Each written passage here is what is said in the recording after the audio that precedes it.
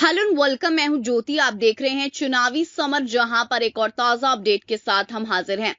जनता और विपक्ष ने एक सुर में भाजपा को बताया झूठा पार्टी।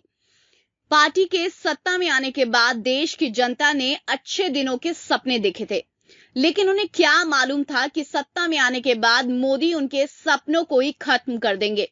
जैसे कि हम जानते हैं कि मोदी ने सत्ता में आने के लिए अच्छे दिन आएंगे नारे का जोर शोर से प्रचार किया था, लेकिन मोदी के 6 वर्षों के शासन के बाद भी न देश और न ही आम जनता के अच्छे दिन आए, जिसकी वजह से जनता में आक्रोश बढ़ता जा रहा है।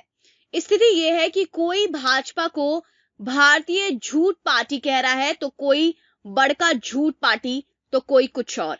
यानी कि जनता और विपक्ष ने एक सुर में भाजपा को झूठी पार्टी बताई है। ऐसे में अब राकेश टिकैत और शेखर आजाद रावण ने मिलकर मोदी सरकार के खिलाफ जोरदार हमला बोला है। दरअसल इन दिनों किसान नेता राकेश टिकैत देश में घूम घूम कर भाजपा की पोल खोल रहे हैं। वहीं चंद्रशेखर आजाद भी भाजपा के खिलाफ इसी तरह की रणनीति बनाकर देश में भाजपा के खिलाफ हवा बनाने की तैयारी कर रहे हैं।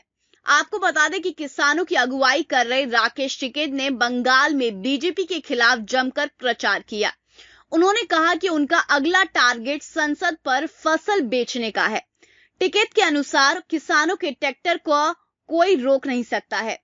उन्होंने ये भी कहा कि सरकार ने पूरे देश को लूटा है, इसलिए जनता अपने बंगाल को बचाए। टिकैत ने आरोप लगाया कि केंद्र में भाजपा की अगुवाई वाली सरकार किसानों और उनके आंदोलन की रीढ़ तोड़ने पर आमादा है। उन्होंने कहा कि ये जन विरोधी सरकार है।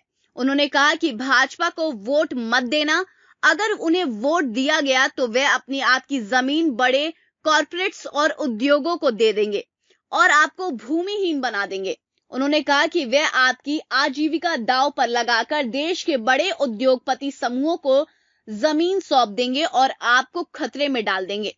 अंत में उन्होंने भाजपा को धोखेबाज पार्टी कहा। दूसरी ओर चंद्रशेखर ने भी भाजपा के खिलाफ जोरदार हमला बोला। उन्होंने ये भी कहा कि ये सरकार जनता को झांसे में लेकर सत्ता में आई है, इसीलिए ऐसी सरकार को सबक सिखाने की जरूरत है।